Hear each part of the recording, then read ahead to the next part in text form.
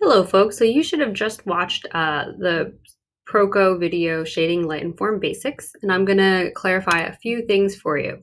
The first is the concept of the terminator.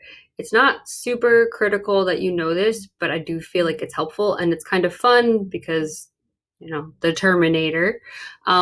So Stan said that it has to do with where the light hits tangent to your round object. And so just to remind you, this is what tangent means. It means that the line is like hitting exactly at one point on the circle. That's not tangent. So if we have these two illustrations, we have a very small, like with a widespread light source here, and we have more of like a consistent light source here. And there's our circles. There's our lines of tangency on this one. There's our lines of tangency on this one. And that line helps you determine what size your cast shadow should be when you're drawing. So you kind of can like look at what your light source is. And then the concept of the tangent, because the light's not just hitting on the left and the right of these objects, it's hitting all around. And so in theory, you would have a line that connects edge to edge. But we have a round object. So this part is closer to you, and these parts are farther from you. And we get this cross contour line that is more rounded. And I did my best with Google Slides to try to illustrate that.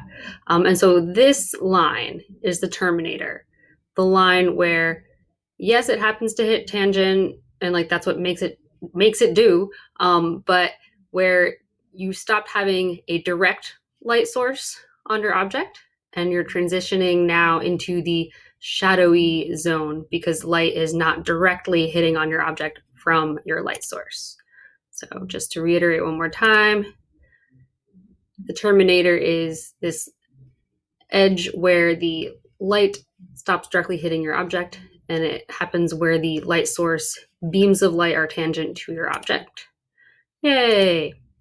The next thing I want to point out is that in images, usually your light source is indicated by something like a light bulb, a really simple sketch of a lamp, a little like kitty sketch of a sun, circle with lines around it, or an arrow.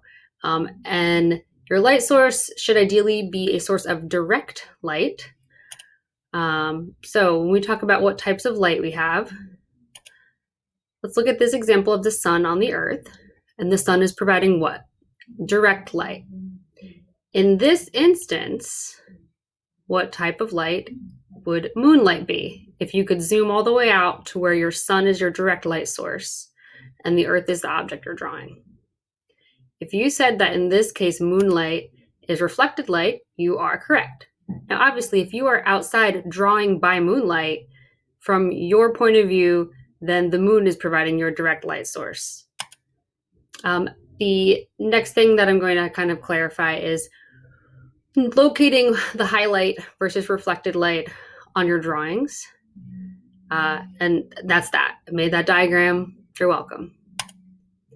Next concept is the idea of ambient light. If you've ever heard the term ambiance, French accent kind of a thing, ambiance, A-M-B-I-E-N-C-E instead of a T, it means the atmosphere within a room, the ambiance at a party, for example.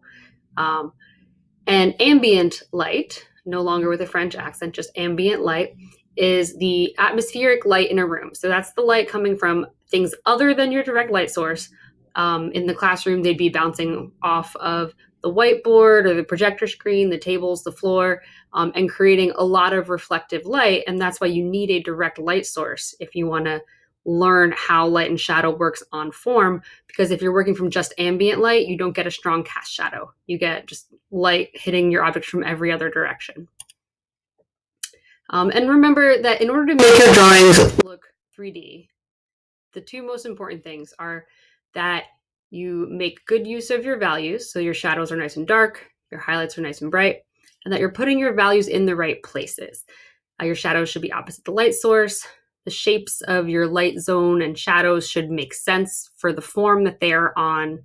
And that's what we're focusing on today. This little bit about shading technique that's super useful, we're going to do that next week.